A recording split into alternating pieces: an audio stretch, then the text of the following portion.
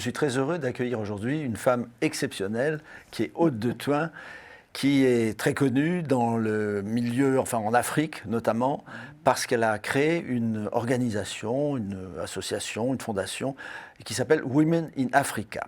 Alors c'est une affaire qui ne date pas d'hier. Est-ce que vous pouvez nous dire comment tout ça a commencé, comment cette aventure magnifique a commencé? D'abord, je voudrais dire que ça n'est pas une association, que oui, j'ai une fondation, mais c'est une entreprise. Et c'est une entreprise, et ce n'est pas par hasard si j'ai créé une entreprise, parce que quand il s'agit de femmes, et particulièrement en Afrique, tout le monde pense association qui a une connotation un peu charité. Moi, je suis contre la charité. Dans ma vie personnelle, je fais des choses. Et j'ai une fondation, j'ai une association dont je m'occupe en banlieue depuis 10 ans. Bon. Mais depuis l'expérience que j'ai eue avec le Women's Forum, que j'ai créé il y a bientôt 20 ans, c'est qu'il faut considérer les femmes exactement comme on considère un homme, puisque nous avons le même cerveau.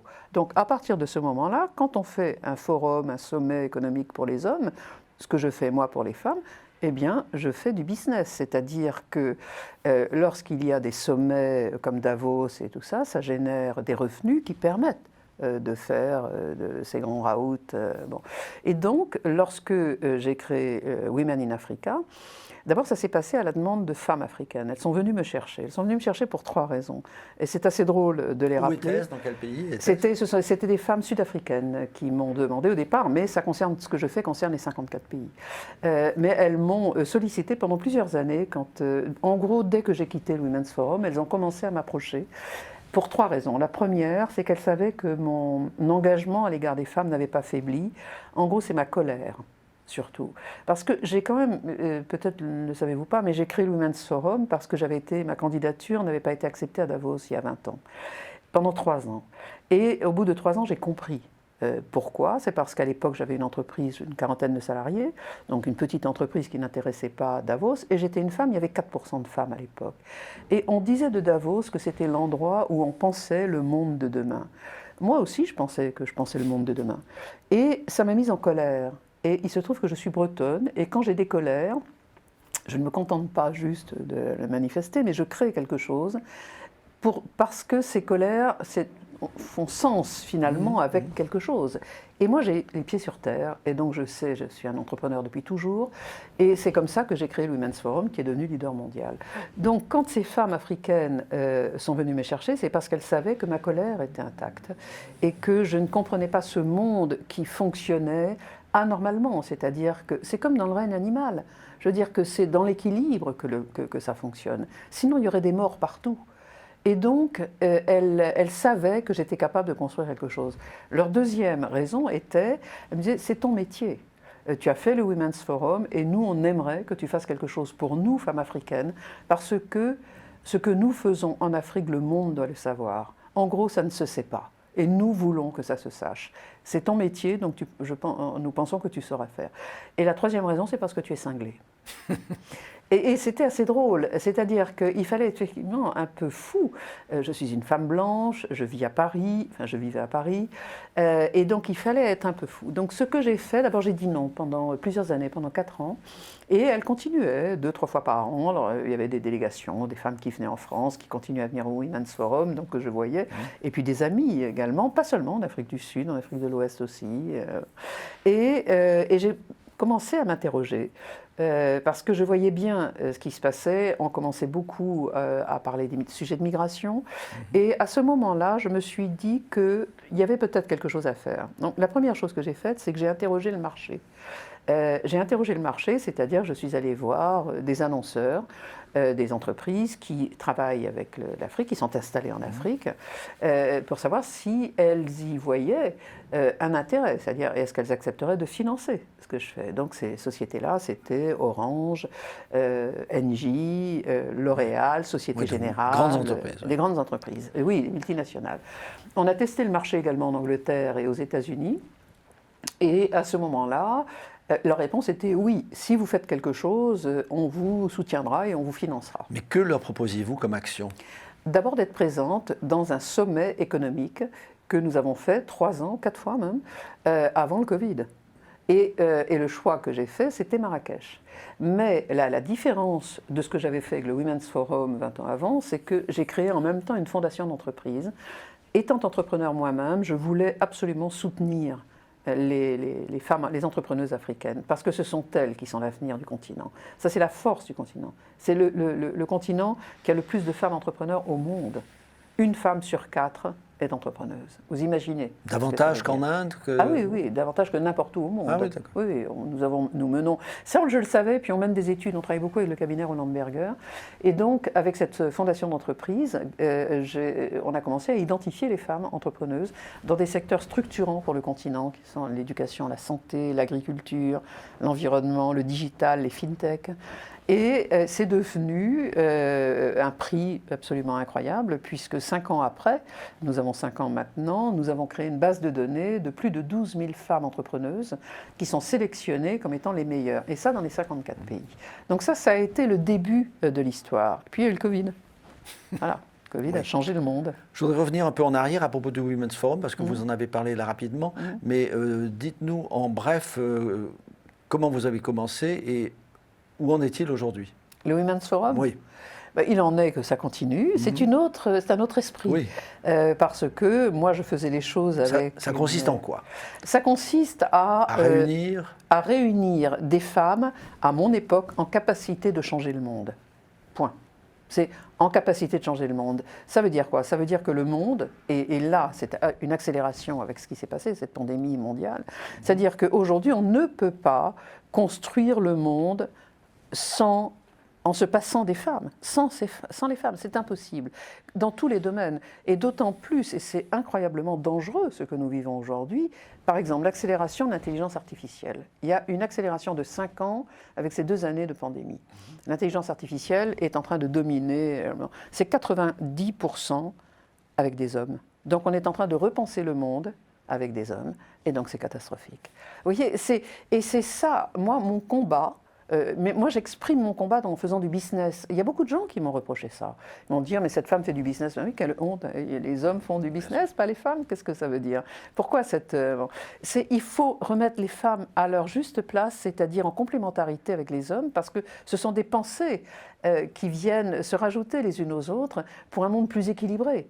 Vous voyez, c'est pas, moi, je suis une féministe très pragmatique, vous savez, avec les pieds sur terre, avec, je crois, un certain bon sens aussi. Et le fait d'être entrepreneur depuis toujours m'a permis d'imposer cette façon de travailler et d'arrêter de penser toujours les femmes comme ayant besoin de soutien, de subventions. Moi, je suis pour dire, les femmes, elles ont les mêmes capacités que les hommes, et donc on va le faire savoir. Et mon boulot, c'est de le faire savoir. Et à l'origine, vous avez commencé comment, après vos études, là, avant de créer tout ça? Ah, mais j'ai toujours été entrepreneur. J'ai créé un journal à l'âge de 22 ans. J'ai créé ma première grosse entreprise à 30 ans. J'ai gardé chacune de mes entreprises 10 ou 11 ans, et jusqu'au jour où j'ai voulu aller à Davos. Et voilà. M. Schwab n'était pas d'accord. Et non, ils se sont moqués. Beaucoup, mais ils ne pensaient pas que c'était une réalité. Vous savez, quand on est dans un monde un peu fermé, entre soi, c'est ce qui se passe aujourd'hui. Hein. Regardez, nous, le gouvernement français, autour du président, c'est essentiellement des hommes.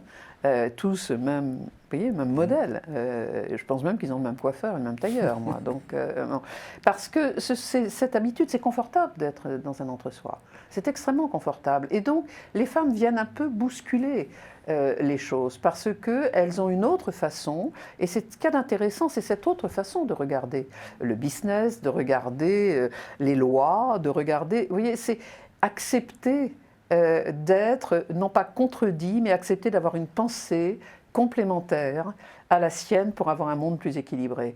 Et moi, j'ai toujours été comme ça. Depuis toujours, je suis en colère, finalement. J'ai réalisé ça, et je me suis interrogée sur pourquoi cette colère. Bon. Parce que c'est l'injustice du monde qui me fait fonctionner. Et comme je suis très pratique, je crée des entreprises, c'est pour ça que j'ai créé, et à la demande de ces femmes africaines, et Women in Africa. Et aujourd'hui... Alors, Comment se porte Women in Africa? Alors écoutez, Women in Africa... D'abord, il y a combien de personnes? Quel est le budget? Enfin, alors, Women in Africa, donc c'était un sommet économique qui a eu lieu à Marrakech, qui est le choix que j'ai fait. Mon premier choix était Addis Abeba, en Éthiopie, et c'était plus compliqué. Donc j'ai fait ce choix de Marrakech que je connaissais bien. La dernière année où nous l'avons fait, c'était en 2019, il y a 2 ans. Nous avons eu 800 personnes qui sont venues de 82 pays, dont les 54 pays africains. Et on a fait des conférences sur tous les sujets, que ce soit les sujets juridiques, les sujets financiers, les sujets industriels, les sujets... nous n'abordons pas les sujets politiques parce que les femmes n'ont pas envie de ça. Ce qu'on veut, nous, c'est connecter les femmes africaines avec... Là, on avait une très forte délégation, par exemple, de femmes américaines. On a fait venir des femmes chinoises aussi. Alors, dans les sujets avec la Chine, c'est est-ce que les femmes chinoises exercent le pouvoir, quand elles dirigent des entreprises, différemment des hommes chinois? C'est un sujet intéressant avec l'Afrique. Donc, beaucoup de femmes africaines, enfin de femmes puissantes africaines qui sont venues. On a reçu des femmes comme Ngozi, on reçoit des personnalités très marquantes, on reçoit aussi quelques intellectuels parce qu'il est toujours bon de remettre de la philosophie derrière ce qui se passe aujourd'hui. Et puis, il y a aussi... ce à quoi je tenais beaucoup, le fait de parler des 54 pays, de faire parler les gens des 54 pays, parce que ce sont 54 individualités, ce sont des personnalités différentes, ce sont des histoires différentes, et il y a une confusion absolument incroyable. Quand on parle de l'Afrique, non, ce sont les Afriques. Vous voyez, et donc notre choix, c'est pour ça que le prix entrepreneurial qui est devenu aujourd'hui... Pardon de revenir là-dessus, mais le Covid a changé tout, puisque le sommet en 2020 n'a pas eu lieu. Le sommet économique, il était programmé, toujours avec... on était en train d'ailleurs de trouver on avait stabilisé l'économie de tout ça, et puis le Covid est arrivé. Donc ce qu'on a fait, c'est qu'on a changé notre façon de travailler, on a digitalisé tout, comme tout le monde, et on a décidé essentiellement de soutenir les femmes entrepreneuses, puisque l'avenir du continent est là. Donc c'est le choix que nous avons fait, c'est-à-dire qu'on n'allait pas refaire un forum, puisque de toute façon on ne pouvait pas se réunir. Et faire un forum en vidéo, c'est compliqué, c'est pas la même chose, ça prend pas. Enfin, il y a plein de tentatives, parce que l'homme a aussi besoin de se rencontrer. En plus, moi je suis d'une génération où personnellement, j'adore ça. Je suis contente de vous voir en vrai, vous voyez, de ne pas vous voir par Zoom. Bon. Donc, on a fait des programmes télé où on a mis à l'honneur les lauréates de notre prix entrepreneurial qui s'appelle WIA 54. WIA 54, c'est l'acronyme de Women in Africa, les 54 pays. Et donc tous les ans, cette année, on a reçu pas loin de 5000 dossiers. Donc les consultants de Roland Berg les aident à trouver des financements également. Donc ça, on l'a fait beaucoup, on continue beaucoup. Donc certaines, elles ont multiplié par 2, 3, 10 leur entreprise. Donc on les accompagne, ça fait 5 ans qu'on accompagne ces meilleures entrepreneuses et c'est devenu le plus grand prix de femmes entrepreneuses en Afrique sur le continent. Et on les connecte avec d'autres pays parce que il y a une chose très intéressante en Afrique, ce qui est vrai dans tous les pays émergents, c'est-à-dire que les gens, c'est vrai pour les hommes comme pour les femmes, inventent des choses qui n'existent pas. Oui.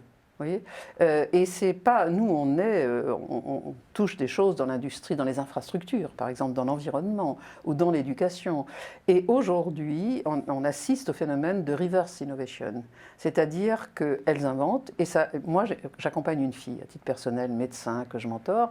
Elle est en train de partir en Asie. Parce que ce qu'elle a inventé pour son pays est valable aussi pour d'autres pays dans le monde. Et donc c'est comme ça, et c'est pour ça que ces femmes voulaient que j'organise un sommet. Vous voyez, la connexion entre des besoins à un endroit donné et qui vont aussi servir d'autres pays. Et donc notre boulot, c'est de créer ces connexions, de faire que ce soit plus facile pour elles. Et nous sommes le lien entre tout ça. Et là, par exemple, le cas concret dont vous parlez, de quoi s'agit-il? De la santé, d'un système d'identification de groupes sanguins des habitants d'un pays qui est le Bénin, parce que cette jeune femme qui était médecin, qui est toujours médecin, qui s'appelle Ariel Awanson, femme absolument formidable. Un jour, elle était en salle de garde un week-end. Il y a une maman enceinte qui est arrivée, enceinte de jumeaux. Elle n'avait pas de groupe sanguin parce que la famille n'avait pas pu payer le groupe sanguin. Elle a réussi à sauver les enfants et la maman est décédée. Et le lendemain, elle a lancé une entreprise en se disant il faut qu'on arrive à faire que les habitants du Bénin aient le groupe sanguin, et c'est vrai dans tous les pays. Et donc voilà, cette idée, elle l'a eue, pourquoi? Parce qu'elle a vécu un drame. Oui. Que ça l'a beaucoup, beaucoup marqué, mais elle en a construit quelque chose. Et ce qui me frappe beaucoup avec les femmes africaines, c'est cette force qu'elles ont. De ne jamais, elles sont résilientes, mais c'est de ne jamais baisser les bras, parce qu'elles ne peuvent pas, c'est une question de survie, souvent. Est-ce que vous avez d'autres exemples comme ça de personnes entrepreneuses que vous avez aidées? Ah oui, ça, on en a des milliers. On en a dans les systèmes éducatifs, par exemple. Évidemment, dans l'éducation des enfants. Et aujourd'hui, il y a des accélérations grâce au digital. Et il y a ça, il y a aussi l'environnement. Parce qu'il y avait le problème de lumière. Il y a encore beaucoup d'Africains qui sont sans lumière. Et donc, il y a aujourd'hui des systèmes locaux, souvent, qui sont inventés, qui permettent aux élèves, donc il y a des captations de lumière qui leur permettent de travailler et qui leur permet d'aller à l'école et de suivre les cours. Et ça change un pays, ça change une économie d'un pays. Et moi, la vraie raison, je me souviens quand je me suis beaucoup interrogée sur ma légitimité pour lancer Women in Africa, et donc je suis allée, une fois que j'avais l'assurance que des partenaires me suivraient financièrement, je suis allée en Afrique. J'avais vraiment besoin, j'ai besoin de me sentir légitime quand je lance quelque chose, même si j'ai ce côté un peu fou de l'entrepreneur. Et je suis revenue et je me souviens d'avoir dit à mon mari, j'ai la bonne raison d'y aller, de lancer Women in Africa, c'est que les femmes n'ont pas envie de migrer, ni de voir leurs enfants migrer. Donc je sais faire. C'est-à-dire que je sais faire quelque chose d'économique pour ces femmes, parce que j'avais créé le Women's Forum, et ça je sais faire. Je sais effectivement connecter ces femmes, parce que je suis comme elles, c'est-à-dire que je suis un entrepreneur, et je ressens profondément ce qu'elles ressentent, parce que j'ai moi-même vécu des périodes extrêmement difficiles, que je me suis battue toute ma vie pour réussir, pour faire ce que je fais. Et donc, je me sentais à ce moment-là comme elle. Je ne voyais pas de différence. Et donc, à ce moment-là, j'étais confortable pour écrire un projet qui marche depuis 5 ans. On pourrait donc dire que les gouvernements qui dépensent beaucoup d'argent pour éviter l'immigration pourraient étant donner une partie à votre organisation pour justement permettre le développement. Et moi, il y a un truc, j'ai un problème, c'est que je ne sais pas solliciter d'argent au gouvernement. C'est un vrai sujet parce que je n'ai pas envie d'être dépendante.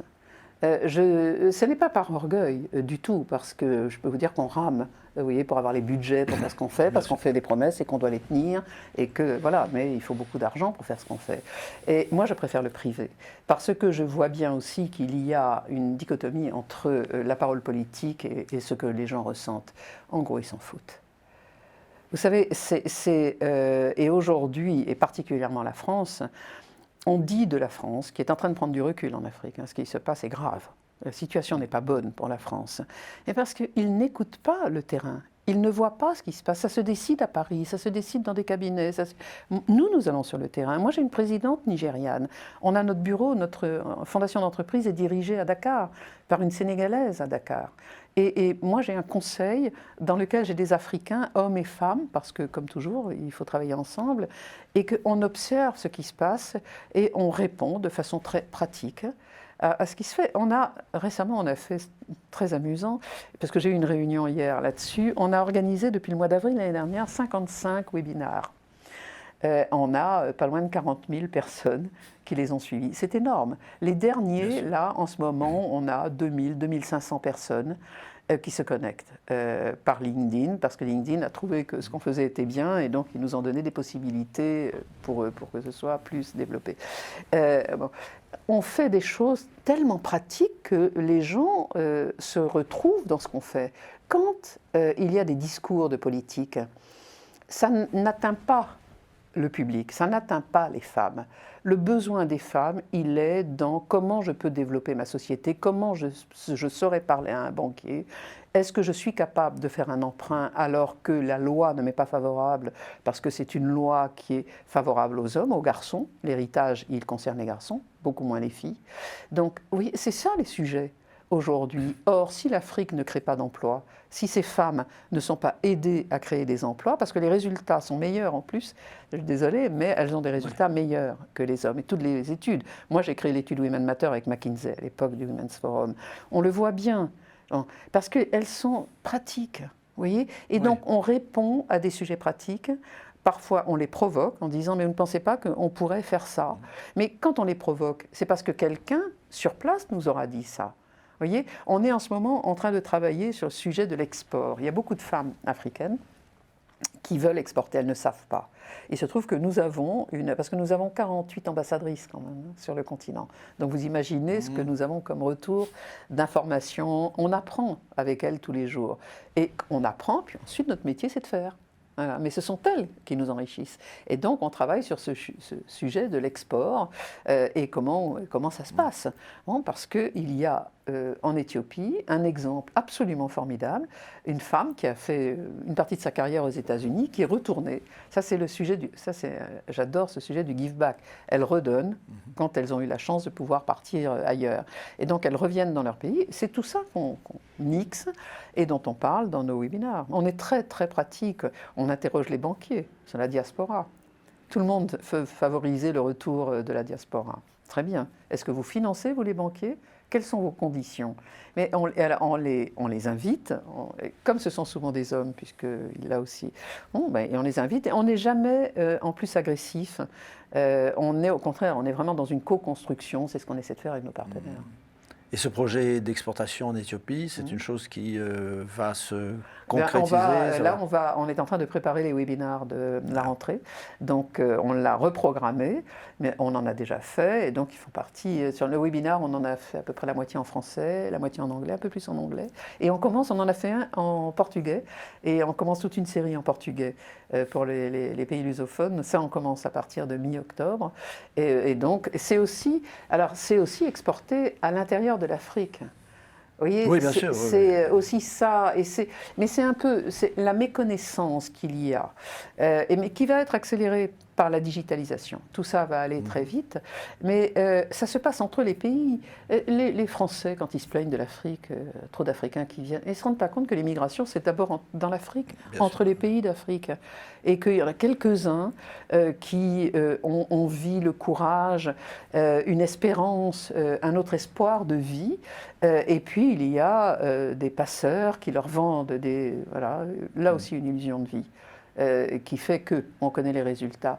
Mais à l'intérieur de l'Afrique, aujourd'hui, il y a beaucoup à faire, parce que tout le monde regarde l'Afrique. Et donc l'Afrique, aujourd'hui, c'est le 21e siècle, c'est l'Afrique, aujourd'hui. Et moi, je rajoute les femmes. Heureusement. Oui, parce qu'on n'a pas le choix. Aujourd'hui, le monde doit se stabiliser.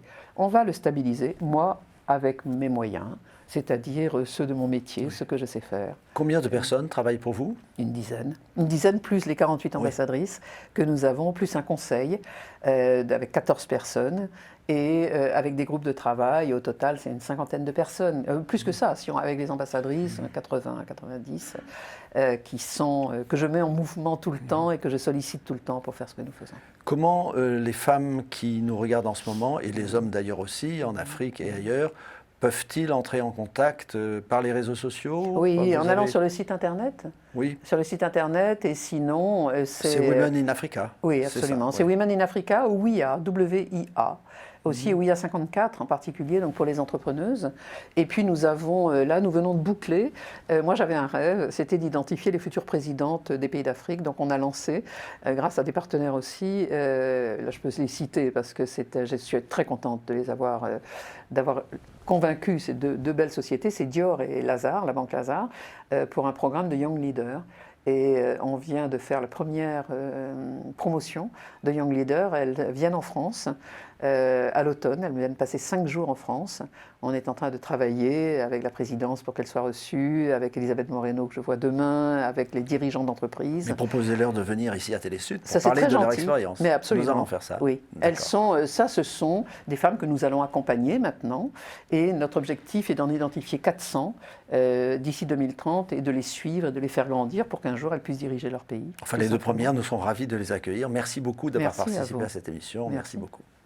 Merci d'avoir suivi cette émission et à bientôt.